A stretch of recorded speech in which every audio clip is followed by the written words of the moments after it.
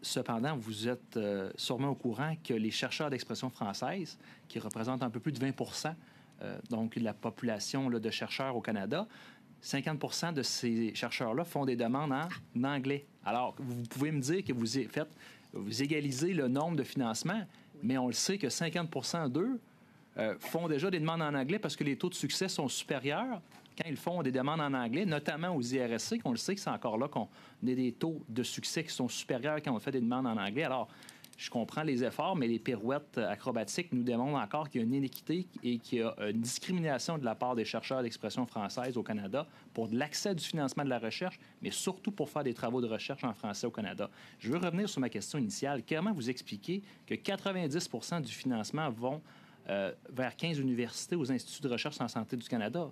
Je ne sais pas. Et, vous savez, l'excellence, on peut répéter, dire et croire à cette façon idéologique de penser, mais elle existe aussi en dehors de 15 grandes universités, là.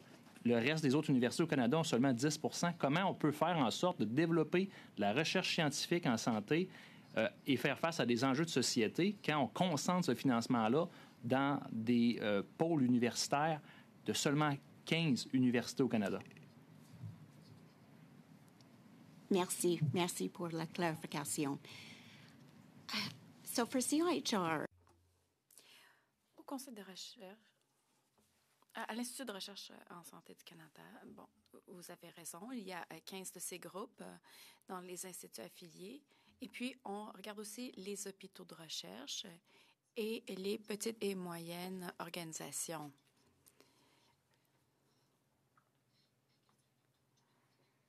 Je pense que j'essaierai de clarifier la différence entre le nombre de financement, en fait, le nombre de bourses qui sont données et les montants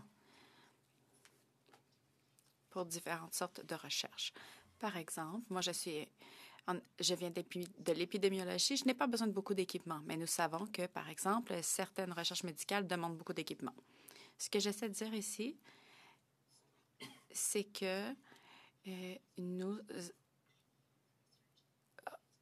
allons chercher des recherches qui ne sont pas aussi intensives en équipement, si vous voulez, afin de reconnaître les forces des petites universités pour ce qui est de l'environnement social, environnemental et culturel.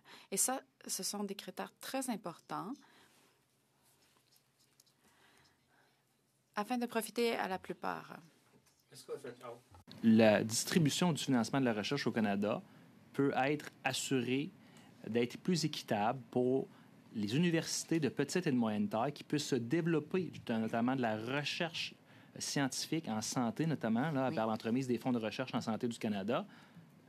Donc, on comprend, là, le cercle vicieux actuel, c'est plus tu es gros, plus tu as de chances d'avoir du financement. Alors, comment on fait une petite, une moyenne université? On va tous déménager à Toronto ou...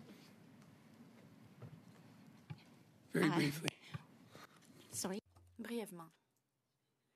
Très brièvement. Nous avons plusieurs programmes de financement. J'ai déjà mentionné la compétition qui a un taux de succès d'environ 20 au pays. Le financement stratégique a un taux de succès plus élevé.